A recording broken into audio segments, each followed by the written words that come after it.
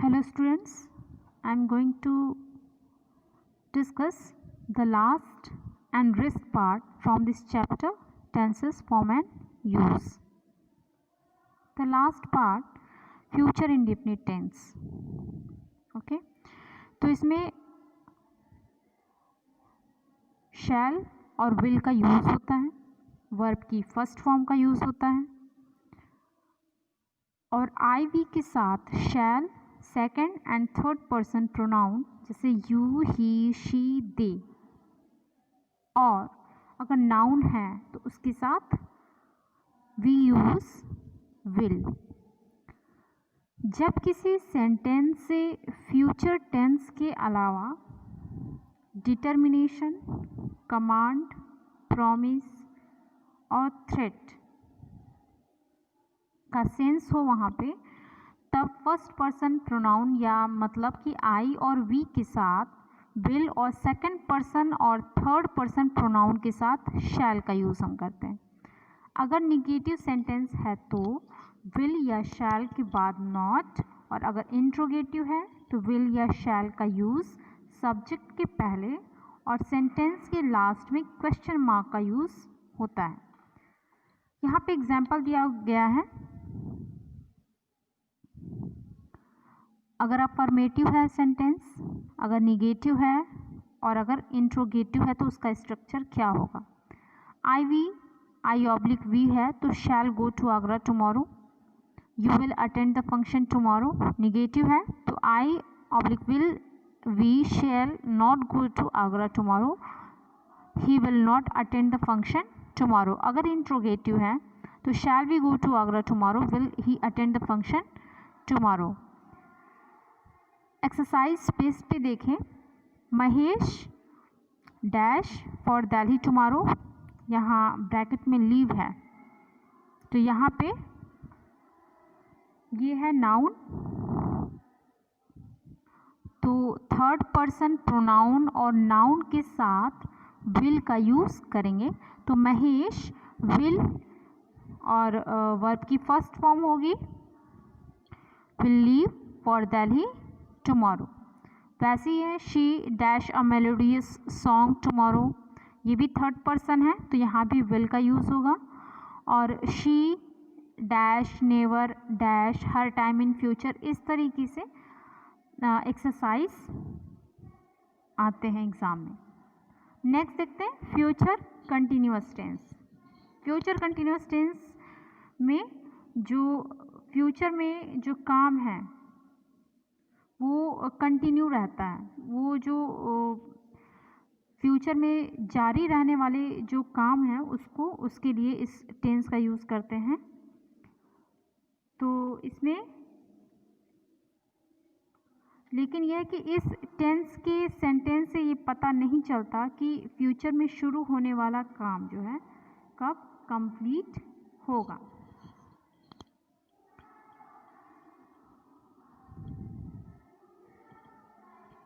तो she will be writing a letter tomorrow, farmer will be playing, Farman will be playing basketball with his friends. Okay, तो rules क्या है इसके, verb की first form plus ING, will be और shall be used between subject and verb. Verb pattern will be oblique shall be plus verb plus ING. तो negative sentence है तो subject के अकॉर्डिंग शैल नॉट बी या will not B. अगर interrogative है तो will oblique शैल का use subject के पहले है और सेंटेंस के लास्ट में क्वेश्चन मार्क का यूज़ होगा। यहाँ पे एग्जाम्पल दिया गया, अफर्मेटिव है तो he will be waiting for me tomorrow, we shall be going to market tomorrow. जैसे कंटिन्यूअस टेंस में होता आता है वैसे ही है, वर्ब प्लस आईएनजी। और बी यहाँ पे ऐड हो जाता है। निगेटिव है तो she will not be waiting for me tomorrow, we shall not be going to market tomorrow. Interrogative है तो will she be waiting for me tomorrow, और या शैल we be going to market tomorrow. वैसी exercise है। Okay, next देखते हैं future perfect tense. Future perfect tense जो future में ही जो काम है वो स्टार्ट होता है और वहीं पे पूरे हो जाते हैं। For example, he will have made the table till tomorrow evening. We shall have returned from the market till 8 am. Rules क्या हैं? Past participle means third form of verb, okay. I और वी के साथ shall have, यहाँ पे have जुड़ जाता है, जैसे कंटिन्यूस में बी प्लस वर्ब आईएनजी, वैसे यहाँ पे हैव और वर्ब की थर्ड फॉर्म, तो शैल हैव और अन्य सब्जेक्ट के साथ विल हैव का यूज़। निगेटिव सेंटेंस है तो विल नॉट हैव या शैल नॉट हैव का यूज़। इंट्रोगेटिव है तो विल या शैल का यूज़ सब्जेक्ट के पहले और सेंटेंस के लास्ट में क्वेश्चन मार्क का यूज़।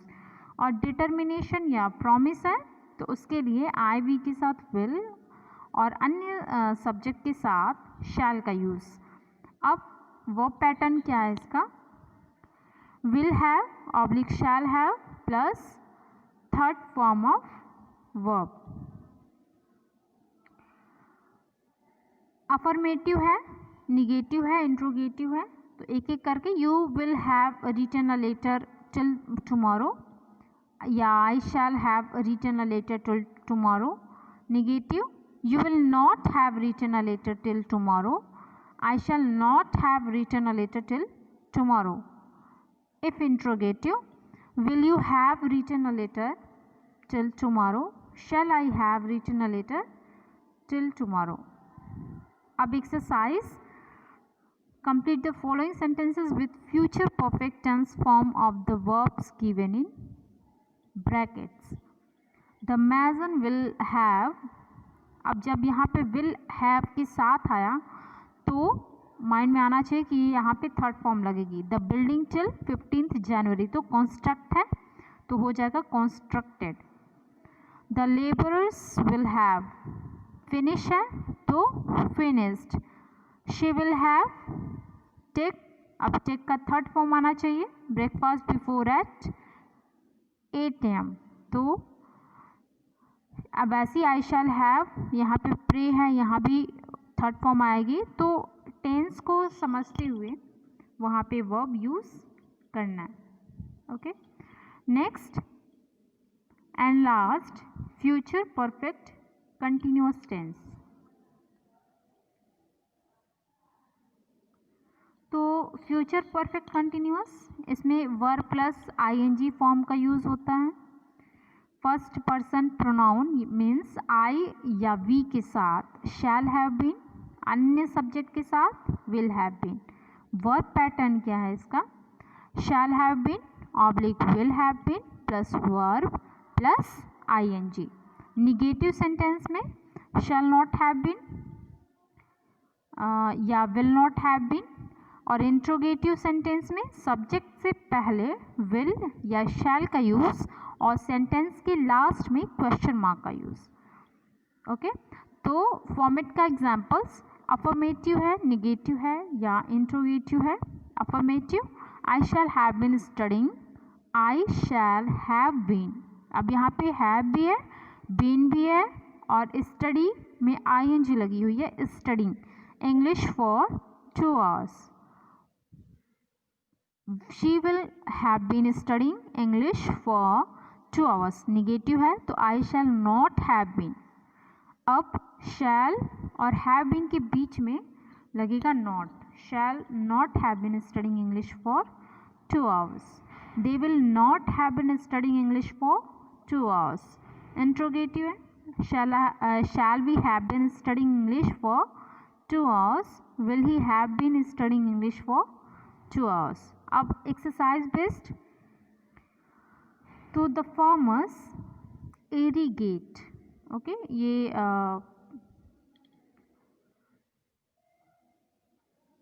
क्वेश्चन में दिया हुआ है। The fields since tomorrow morning,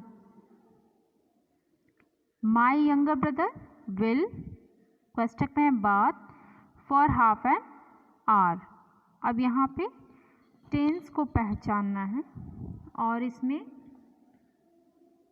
will have been है और वर्ब में आईएनजी लगनी है, उसको लगाते हुए सेंटेंस को कंप्लीट करना है। Okay, thank you.